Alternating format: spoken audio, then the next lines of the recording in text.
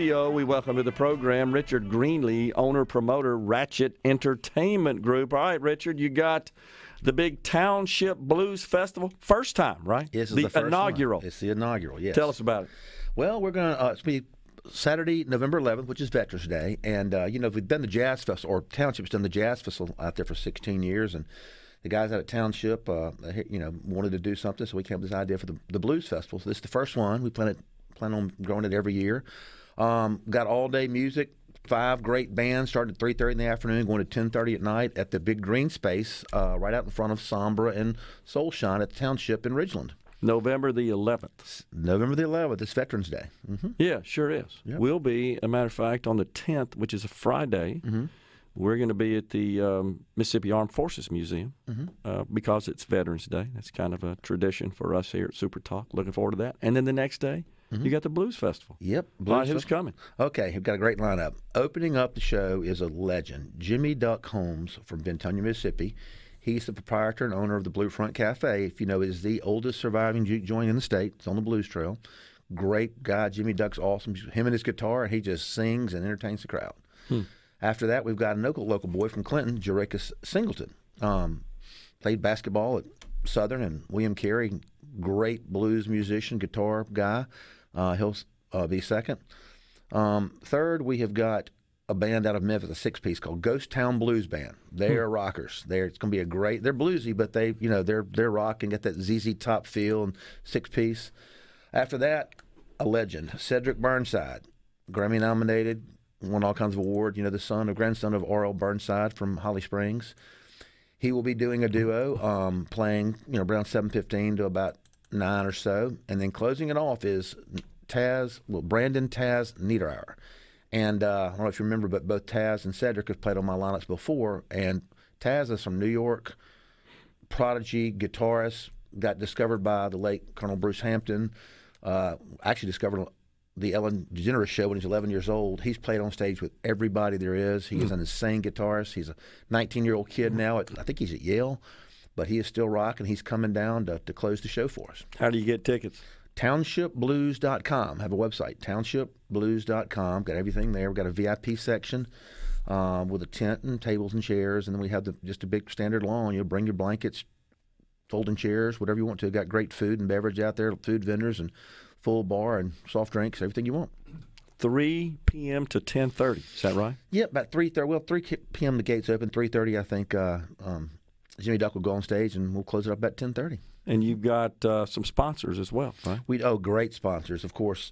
It's presented by Busch and Busch Light and Ultra, which is Southern Beverage. Renova Roofing's a big sponsor this year. They've been great. SuperTalk Mississippi, Visit Ridgeland. Visit Mississippi, and we're still working on a few others because, if we know, so I've talked to you about this before, it's very expensive to build a venue like that. So we literally can't do it without sponsors. I mean, the sponsors who make it possible to happen. That's a neat setting for this, too, isn't it? It really is. And, we've done stuff down the street at Renaissance before, and Township's really a growing area, and it's right on Holland County Parkway. It's really long and narrow, so it's gonna look really good. We've got a good setup, so it's gonna be full stage, full sound, full production. It's going to be a great one. So their food and beverage vendors are going to be set up to service the attendees? Is that how that works? You don't have to go inside, right? No, it's a closed ticketed event. It'll all be fenced off. Come in right there, and we'll have food vendors there who will be serving food, just like any other festival, and have 2 or 3 bars, open bars, or not open bars, but cash and credit bars, and just like a regular festival. And we're starting off this year with a one-day festival. Hope to grow it into 2. We are the capital city of the birthplace of the modern music and blues. Yeah. And we need a really good, solid, there's a great blues fest in the Delta here and there, but there's no one really true blues festival. We hope to make this Mississippi's premier blues festival every year. So you bring your chairs, right? You bring your little setup. Is the way it works. It's an open lawn. You're welcome to bring your blankets or your tarps or your folding chairs, and they'll have back checks to make sure you're bringing in. You can't bring in coolers. You can't bring in food or beverage because we've got it all there. It's a fenced off ABC rule. So but bring in your blankets and chairs and kick back and get the toes between your feet and listen to some great blues. Any thoughts on how many folks you expect to attend? That's a good question. You never can tell. And I'm born and raised in Jackson, love this market, but it's hit and miss sometimes, especially in the fall, with all the SEC football. We never plan anything that's with a state Ole Miss or Southern home game around. Sure. So we'd like to have a couple thousand people out there, or it'd be great, 1,500, 2,500. The space is so long, we can just move the fence back as we sell tickets because it's 300 or 400 yards long. So. Well, how's the setup for the entertainers themselves? Are they on one end of the long space in the rectangle, or are they kind of in the middle and it's just spread out from there? How is it configured? Well, we established we're going to put the stage on the south side, basically in front of Sombra, okay, facing back to the north, because people don't understand about production. And probably originally we wanted to set it up to the north and play back to the south, but when you're trying to get trucks and trailers and musicians in and out, there's no way to get in and out of there. So coming in front of Renaissance Bank right there on that corner, it's easy to get trucks and trailers in a little backstage area. And the stage will be set up facing back to the north. That'll be a great view, though. Great. Yeah. And along Honeycomb Parkway, we'll have all our vendors and food, because if you know that the space slopes off, there's some trees, and so the shade will be on the left side, during the day if it's sunny, so it puts the spectators in more of a shade. That ought to be perfect. It's going to be great. And in fact, most would be set up at least in line with the stage based on that configuration. You'd almost be everybody almost center stage there. Exactly. We've moved the stage a little bit, canted 2/3 to the left, so it's going to be and artists love it because they can see all the way back and see the landscape and the sun setting, and it's going to be great. What do the artists think about coming in for this? They love it. We've done this in the original area for we started in COVID. Our first show was the first week of November in 2020, and it was beautiful, great weather. We've always, knock on wood, it's a rain or shine show, but we've always had great weather that first week of November, and they love it here. A lot of them have not played the area, and they come in and say, wow, and they love playing these lifestyle areas, just like we did at Renaissance Township, where, you've got stores and restaurants and things going on, and hotel, but you've got 5 hotels within 100 yards. Yeah, so that's true. The hotels usually sell out when we ever do a show, and they, it's great for the economy and for Ridgeland, and it's great. Well, of course, unbelievable musical roots in the state of Mississippi, but and that endures. Mississippians love music, don't they? They do. They really do, especially blues. And but all of our genres can originate back to the original blues and Robert Johnson and the Crossroads. And so, I've met artists all over the world, and find out from Mississippi, we end up talking about the Crossroads in Clarksdale. Met Lenny Kravitz in Munich, Germany, and others, and we've talked about Crossroads in Mississippi and how important it is to music. So. Why do you think that genre still is popular and persists today the way it is? Blues? Yeah.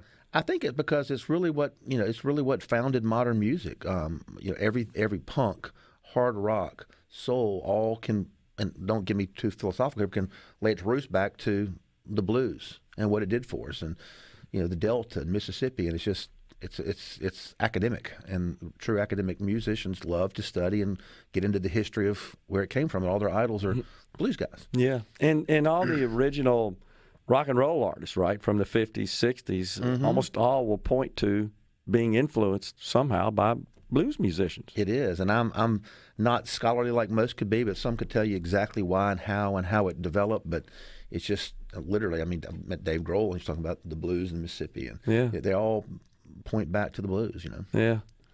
What else is on the horizon that you could tell us about for Wratchet Entertainment? Well, we're working on some things. I'm working on some college and universities. We did that Brett Eldredge show after Super Bulldog weekend in Starkville last year, and it was really, really a big thing. And so a lot of college and universities, now with the NIL and transfer portal, they've got to get, they've got to get sexy, and they've got to sell the brand, and they've got to sell more than just what you can do on the field. So naturally, just like in MLB and NFL that are doing concerts after games, and you've got to bring the entertainment aspects in it. A lot of these athletic directors now are saying, "Hey, we've got to sell not only students but athletes to our university." So, incorporating entertainment and music and concerts is going to be really it's starting now, but over the next 10 years, you'll see it really integrated into actual game day experiences.